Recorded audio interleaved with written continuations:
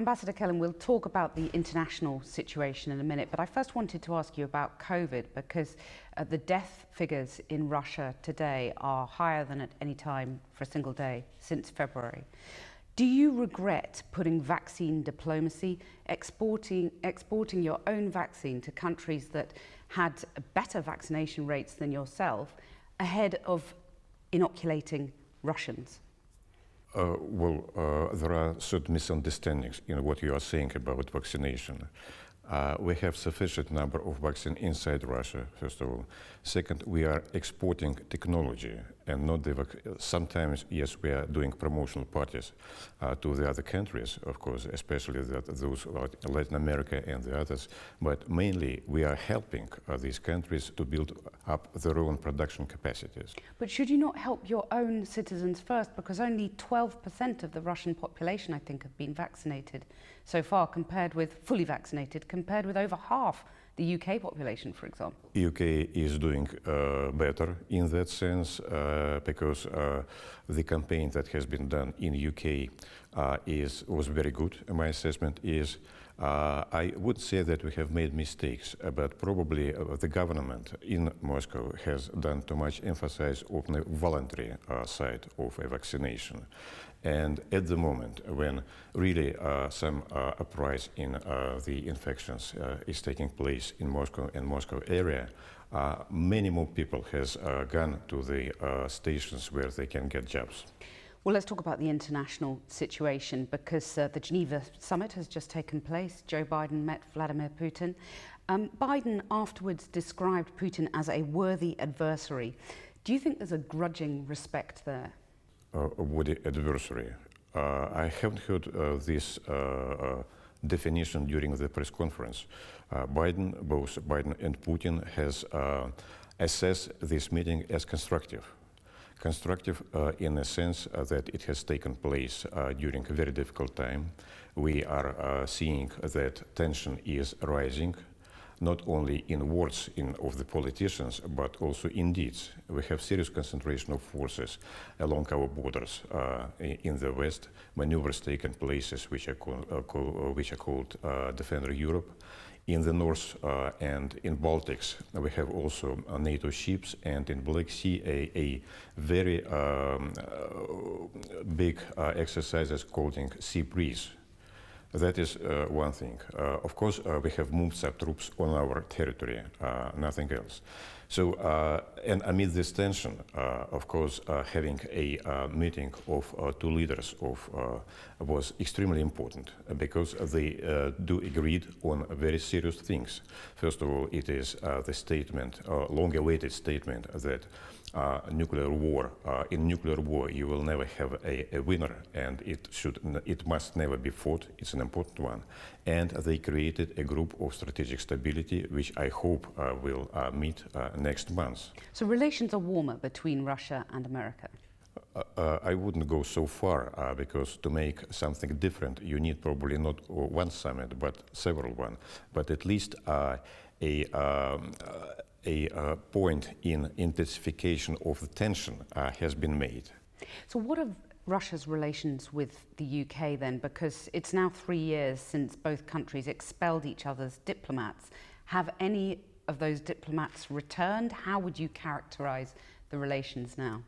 I will say that official London is now at the hardest end of negative Western attitude toward Russia.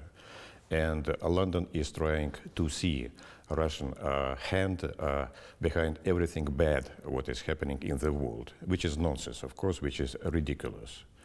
You are right, we are living already for 3 years in this situation, and we really take note of aggressive statements that are taking place here, and we perfectly are aware that ahead of a summit of G7 and NATO summit, London has insisted on more aggressive statement and more confrontational statement. But I'm sure this is not the way forward, of course.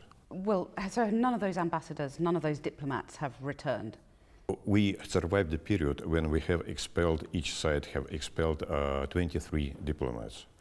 And about those who are expelled, they are not supposed to return. So this is one-way ticket, Right. I'll say. And They haven't been replaced with others, that's it. a normalization of diplomatic life is a priority number one for me and for Ambassador Bronert in Moscow. So we are talking about this, but it's a difficult thing, especially in a situation where accusations are based on the formulation highly likely. Then it will be extremely difficult to reverse that. But we are working on that. Well, doesn't Britain have cause to challenge Russia in many areas, not least over the fact that you still fail to accept responsibility for the poisoning of the Skripals on UK soil? We cannot accept that because we do not have any single fact provided to us on that subject. Well, the European governments and governments across the globe have pointed the finger at Russian state involvement. Do you really deny that the state was involved, the Russian government knew nothing of this action by military intelligence officers? We talked to other European counterparts, to many of them. Even I talked to many ambassadors in London, and believe me, they did not receive information that has been promised by Foreign Office or London authorities to them to be provided on the subject of Skripal. So to be explicit, the Russian government denies any involvement or knowledge of the two men accused of that attack on British soil. Reversing the formulation, I will say that it is highly unlikely. Well, where's your evidence for that? Why should we provide it? First of all, we would like to see evidences and information given to us. Our point of view that whatever accusation it is just hanging in the air. So, but we are prepared to sit at the table with facts at hand and to discuss seriously what the matter is. Do you accept, though, that until Russia accepts the evidence provided by European governments around the world, that you'll remain an international pariah, both over the Skripal's poisoning and the poisoning of the opposition leader, Alexi Navalny, with the very same substance, the banned nerve agent, Novichok? No, your language is going too far, I will say. The Western community, it's about 20% of the world. Other 80% of the world we are talking about, we have contacts, and we have contacts, believe me, also perfectly with other players in Europe, and we are perfectly talking to other capitals. And this is not a secret that other capitals are trying to pacify a bit Britain in its efforts to worsen a relationship. Who are you talking about there? Well, big and European countries that are in play here. Who is trying to pacify Britain? Okay, good. This information I do have and do believe, and I will keep it to myself. Since Geneva, America has said that it's looking at additional sanctions because of the poisoning of Alexei Navalny. Do you worry about that? Does Russia fear additional sanctions? No, I don't think so. It's an issue. It is up to Americans to invent their sanction list. Sometimes they are losing ends in it.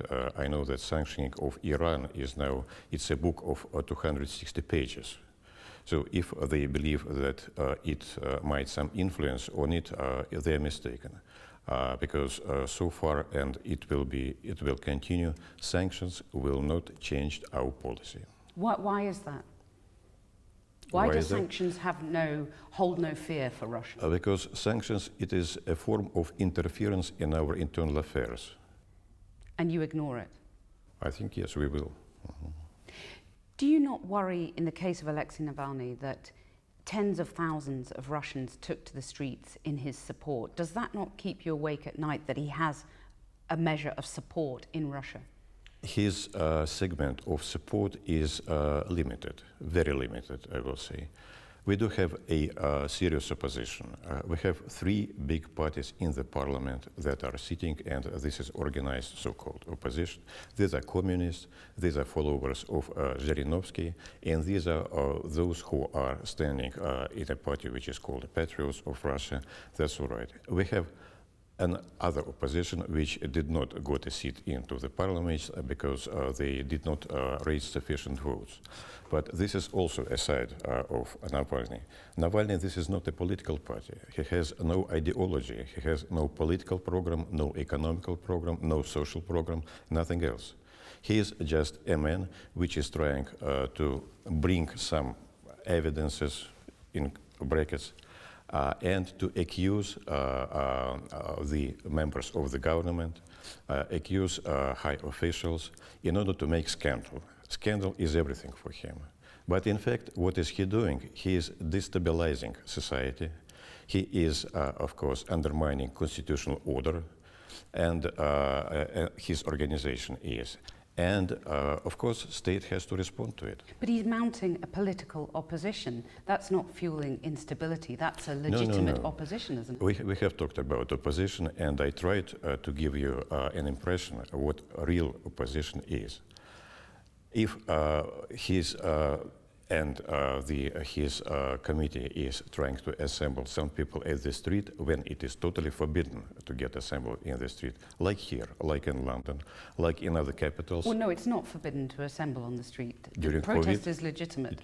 Protest is legitimate, but not during difficult COVID times. Yeah, but those restrictions have been lifted now here. In my country, you need permission for that. And if it is forbidden to come together in big gatherings during COVID times, then it is forbidden. And you should not pay money to those, and especially to minors that are coming for this, because this is awful. So if you don't fear Alexei Navalny and what he represents, presumably you don't want him to die. So what measures are being taken to keep him safe in prison? I haven't heard recently that something bad is happening to him. He is not in a hunger strike. He finished his hunger strike pretty quickly, I should say. He did almost die.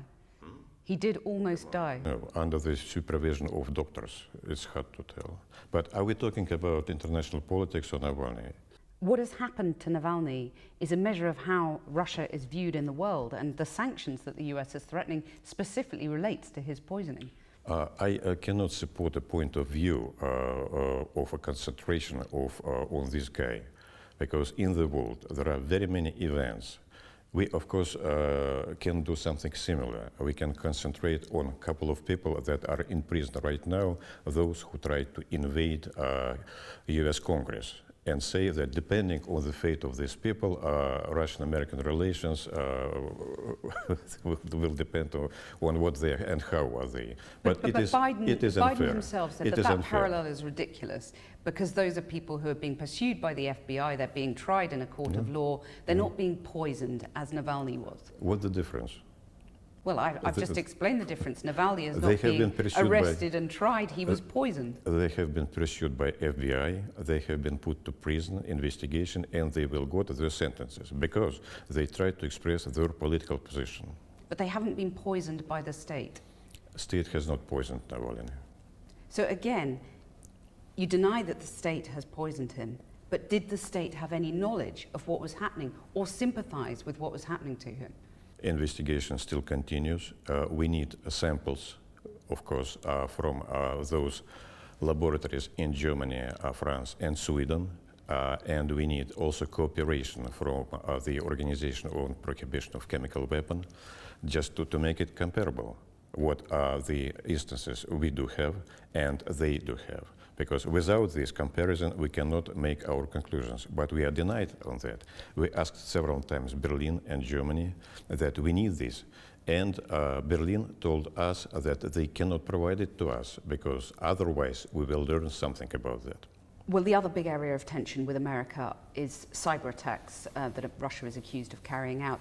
Joe Biden issued a challenge to you, setting out red lines in 16 areas concerning cyber attacks. Do you believe that America will retaliate if those red lines are crossed, if not with sanctions, then with cyber attacks themselves?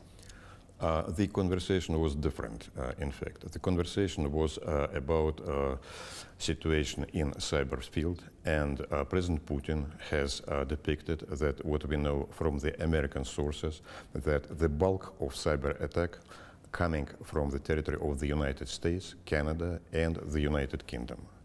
And we are also suffering very much because of this cyber attack. For instance, our healthcare organizations near Voronezh, it is south of Moscow, has been recently severely attacked from the territory of the United States. And what should be done, in our view, it's professional dialogue between experts and setting up a group of experts.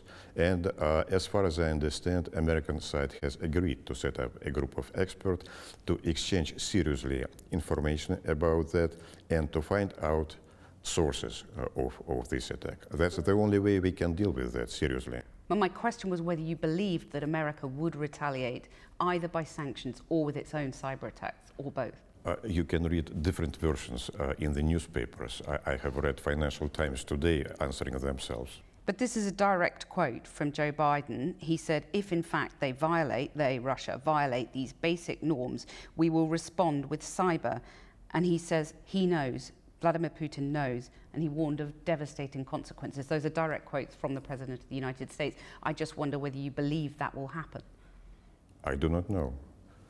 Our view and our way of dealing with that this is an expert talk and cooperation on this side, like we're doing it in arms control. Similar threats has been done many times in the field of arms control, so we are coming to the new area where we should cooperate. Threat is emerged, then we cooperate on that. We cooperated on ISIL, we cooperated on regional conflicts, and this is bringing us to a normal resolution. You're relatively new to the embassy here in London. I wonder if you would undertake to investigate the dozens of mysterious deaths of Russians on UK soil. Dozens. I heard about 2 or 3. About dozens, really, it is too far. But up to 40 by some estimates. 40. I haven't heard. I know that Britain does not respond to demands of our Prosecutor General to release people who are criminals here, who has fled from Russia into Britain and got asylum here. So these are about 50 cases which of providing asylum to the criminals, to the financial gangsters, which Britain, London is refusing to give us. But would you like to see these mysterious deaths of Russians here in Britain investigated fully? You are talking about something which I do not know. Well, I mean, I could name a few: Alexander Litvinenko, Boris Berezovsky, Alexander Perepelichny. I mean, those are just 3 of many. 3. Do you have more names on it? Well, I could go on, but I mean, I'm sure you know the names I'm talking about. No, believe me, I'm not. But you would like to see all of those deaths investigated, would you, as the new ambassador here? This is not a court, and we are not investigator here. We are doing relations. Investigation, it is belonging to other authorities here in Britain and in Russia. If there is a desire to do that, you can do it in cooperation with the Russian authorities. This is normal, and it is happening in every state.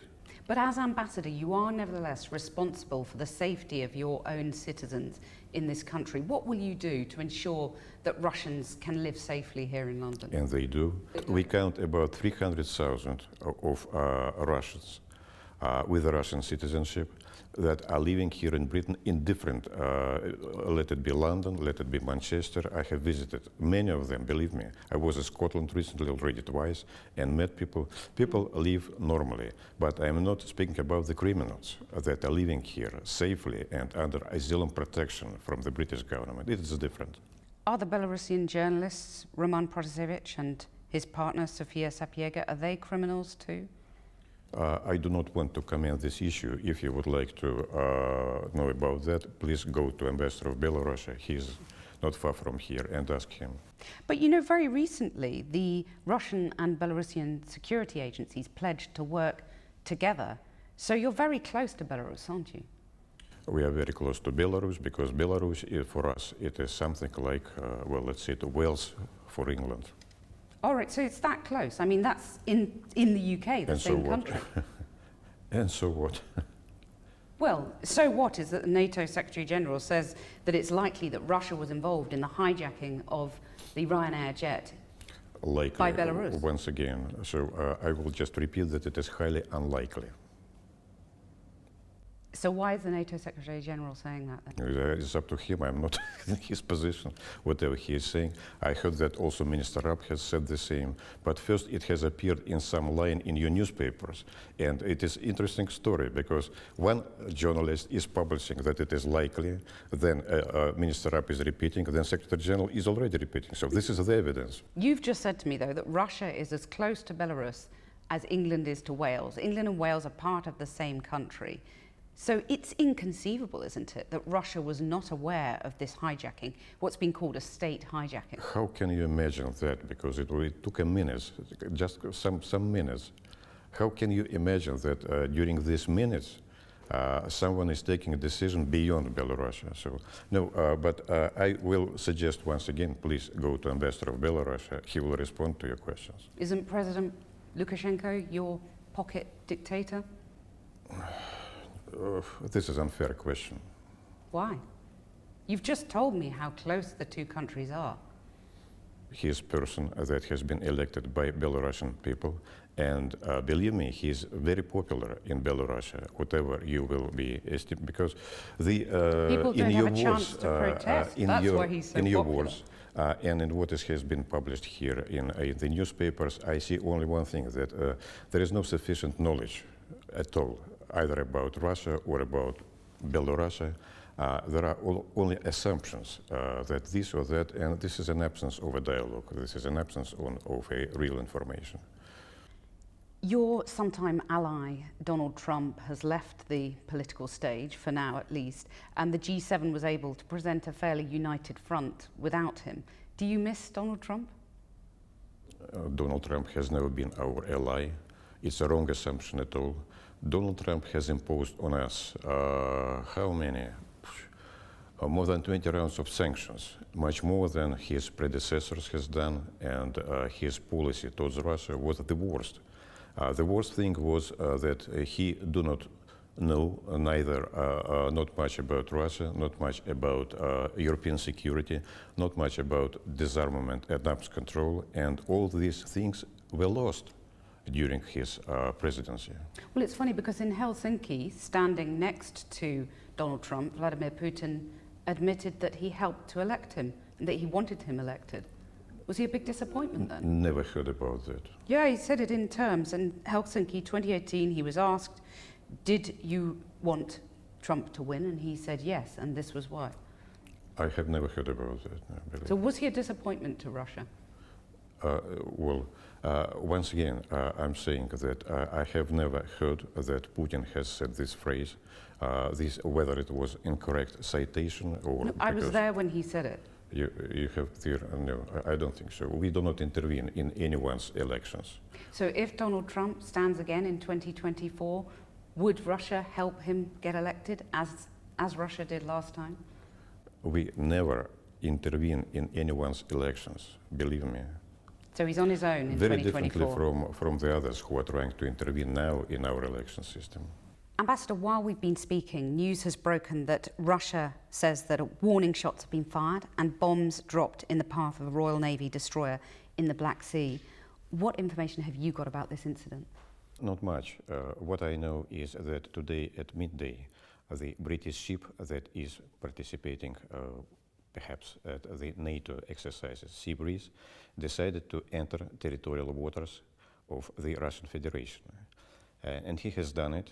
He has gone deep, about 3 kilometers deep into the territorial waters over there.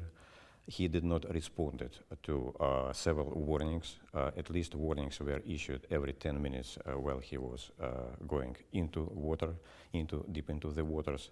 And then it was stopped by means that were available at that. And he left territorial waters of the Russian Federation.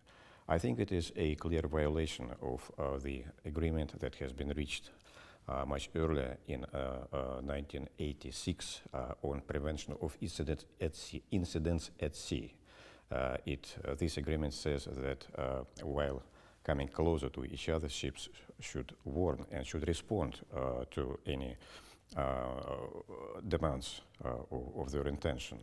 And what is more is that a couple of months ago, between two general staffs, Russian and UK general staffs, a protocol has been signed which is stipulating arrangements specifically adapted to the current situation. So it's regrettable. But shots have been fired by the Russians. I do not Bombs have been dropped. As I understand, these were not real. It was just a prevention kind of just to, since the ship was not responding to any demands, so something has been done on the measures. Your military attaché has been called to the Ministry of Defense, and all necessary explanations will be given to him, and asked vice versa to do that from his side. But this is a nakedly aggressive act from Russia. That you would expect reprisals from the UK, would you not? I don't think so. What was your ship was doing in our territorial waters? Tell me, please. Your Minister of London is all the time is saying what are Russian ships, why they are in the Northern Sea. It is very far from territorial waters of the United Kingdom. British ship was at not only in the Black Sea, which is a sea adjacent to the Russian, but in the territorial waters of Russian Federation. Without further questioning, I would just call for more caution in moving ships in the waters. Ambassador Kelin, thank you very much.